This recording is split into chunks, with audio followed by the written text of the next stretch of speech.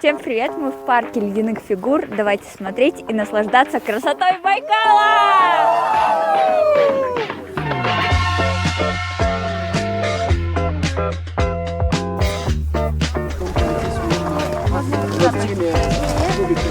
Нельзя кататься. Это лучшее место на Земле. Что вы смотрите? Карту, чтобы определить, в каком порядке он будет смотреть эти уникальные ледовые скульптуры. Сейчас я вам все тут покажу. Тут гора. Наконец-то кто-то взял все в свои руки. Лед. Ты так тонко вообще определяешь местность. Да. Тут такая вот горка интересная, на которой вы можете покататься, но аккуратно, пожалуйста. Блин, ну это экстрим максимальный, Экстрим. Аккуратно. Не катится, катится.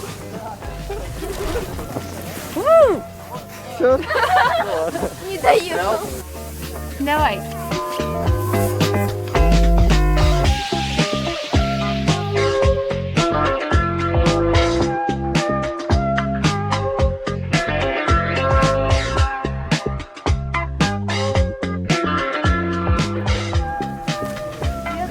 Привет.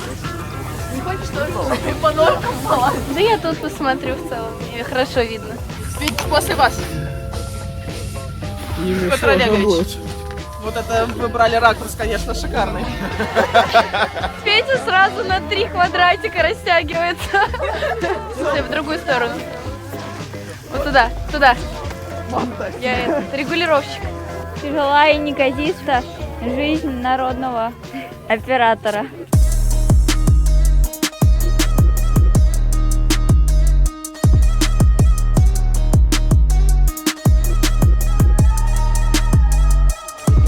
Как живая. Как будто сейчас вот так сделаешь и полетишь. А, это сова? А, я думала камера. Старый мем, ты не знаешь? Где бабушка бежит, типа... Мужчине, Это вот что, так вот. камера? Это что у вас? А я думал, сова. Не, ну ты молодец. Камера. А я думал, сова. Хороший. Браво.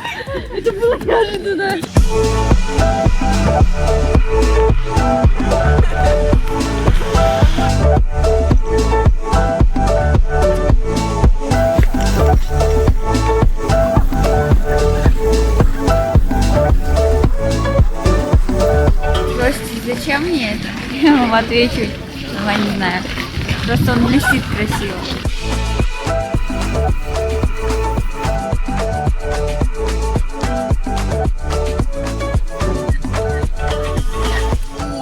Жень, я нафоткал пипец, Нормально? как только мог. Ну вроде прикольно. По-любому где-то попали. О, смотри, Да, тут ты вообще класс. как будто летишь. Если честно. Во, да, все классно.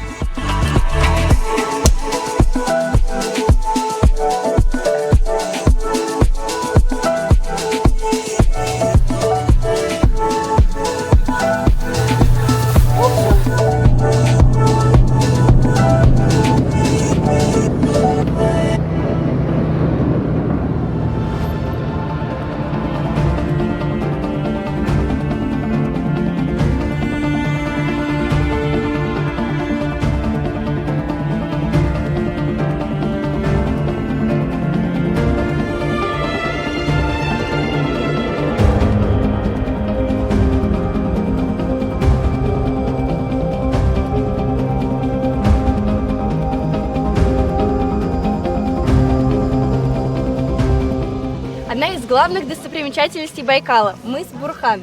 Оказавшись здесь, мы просто не смогли проехать мимо. И давайте поднимемся наверх. Она снимает уже? О. Снято.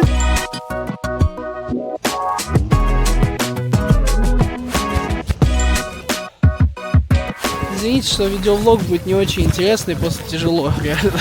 У меня ответственная миссия вообще-то. Алина забрала камень из семьи, а мне нужно его вернуть. Каждый камень на Байкале является частью большой каменной семьи. Вот этот знаменитый булыжник. То бишь камень. То бишь часть семьи. У меня плюс 10 в карму будет.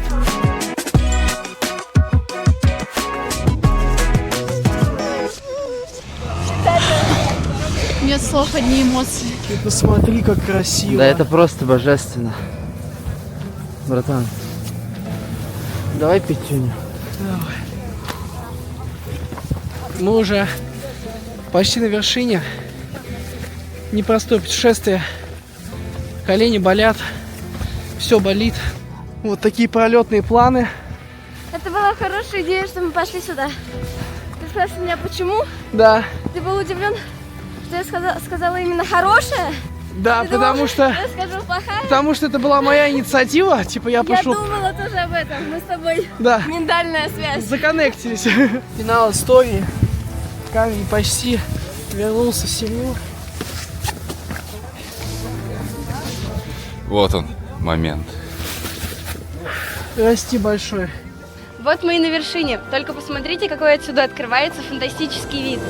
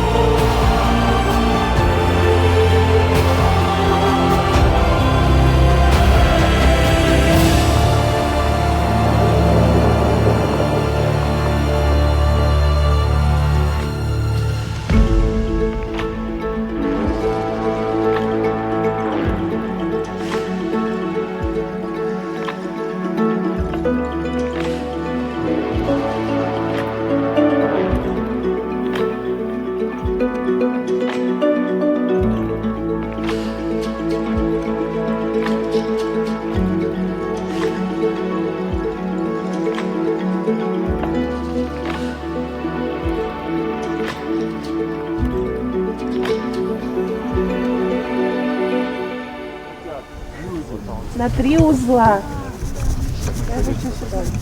Так, желтое это собственное желание. Да? Нет, это ты должна кому-то пожелать. Я пожелаю себе. Ладно, и всем. Так. А это для семья, благополучие, все вот это. Передаю привет маме, папе и сестрам и своей собачке Берри. Все, тоже все было хорошо. На 3 узелка, сказали.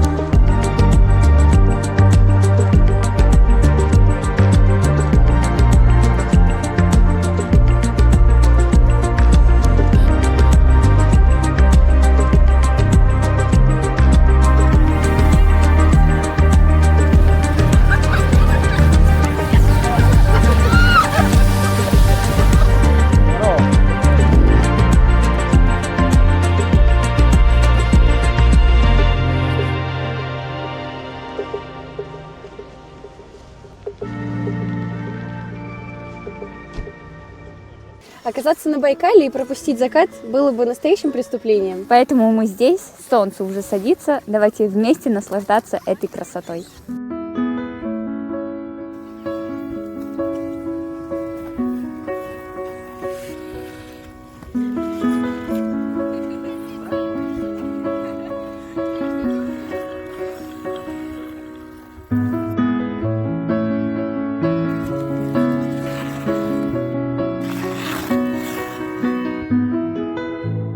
Скажу честно, я довольно давно хотел съездить и посмотреть Байкал, но просто я никогда не думал о том, что у меня это получится сделать в такой теплой компании.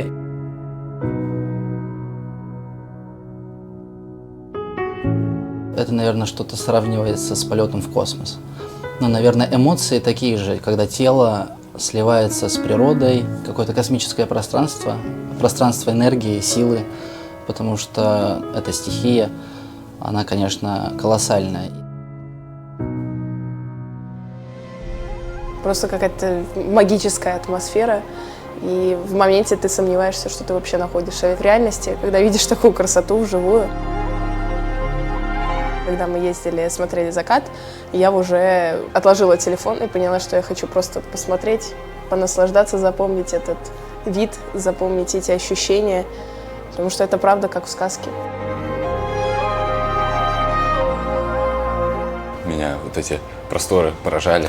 А потом, когда мы выехали еще на Большой Байкал, то я просто был в полном ошеломлении и поехал просто на коньках как можно дальше, куда глаза глядят. Там встанешь, расправишь плечи, и ветром тебя сдувает, прям к другому берегу несет. Необычный лед, красоты Байкала, горы, красивые закаты. Все, что я люблю. Где-то вот в голове, в ощущениях, в ногах. И по-другому. Это не просто ты ходишь по льду или просто по земле. Это как-то по-другому. С одной стороны, ты как бы понимаешь, что под тобой вода, но с другой стороны, как бы привычный лед, и такие смешанные чувства были очень, как будто бы целая бездна под тобой. С Байкала видела очень много разных видео, и вот как-то влюбилась через картинку в эти пейзажи, и захотелось очень побывать там. Это было словно в сказке. Очень красиво вокруг, очень красивый лед, незабываемые ощущения. Лед бескрайний, вообще без концов. Просто хочется объехать весь лед, все озеро. Треск льда в абсолютной тишине. Когда ты специально уезжаешь подальше от всех остальных, чтобы никто не мешал, и просто катаешься. Не прыгаешь, не вращаешься, а просто закладываешь дуги и слушаешь, как по-разному он трещит, стучит.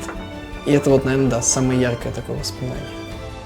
Первый шаг на лед было даже где-то страшно, но, не знаю, получил огромное удовольствие. Где хочешь катаешься, можешь убежать куда-нибудь, где-нибудь покататься в другом месте, поэтому эмоции зашкаливали. Съездив в этот раз на Байкал, я понял, что хочу снова там оказаться.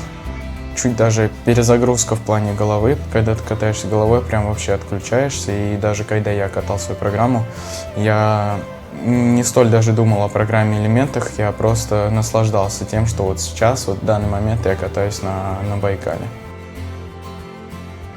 Какой Байкал-то нормальный, да? Турнир на Байкале, смеешься вообще, ну кто такое придумает? Придумали. Уже не смешно, уже классно стало. Даже реже, чем Олимпиада проводится, поэтому я считаю, что это очень важный турнир. Я еще и выиграл. Это вдвойне приятно. Честно говоря, там была борьба не на жизнь, а на смерть по ощущениям. Вообще я не успела как-то не порадоваться, ничего сознать. У меня, видимо, мозг заморозился, я там в моменте ловила какой-то дзен. Но, конечно, я безумно рада. Эти воспоминания у меня останутся, наверное, на всю жизнь. Это было моей мечтой, и я счастлива, что эта мечта воплотилась. Мечта сбылась. Это, наверное, самое главное.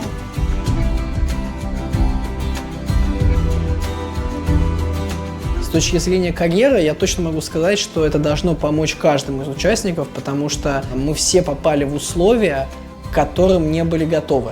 То есть мы морально подготовились, можно сказать, там какую-то одежду теплую взяли, но на самом деле к этому подготовиться невозможно. То есть ты не можешь натренировать себя кататься с таким ветром. В условиях, когда лед, он не идеально ровный, залитый. Да, это стресс, это нервно, но потом, когда ты возвращаешься в обычные человеческие условия, то тебе уже кажется, что все легче. Мне кажется, что это возможность быть готовым ко всему, независимо от обстоятельств.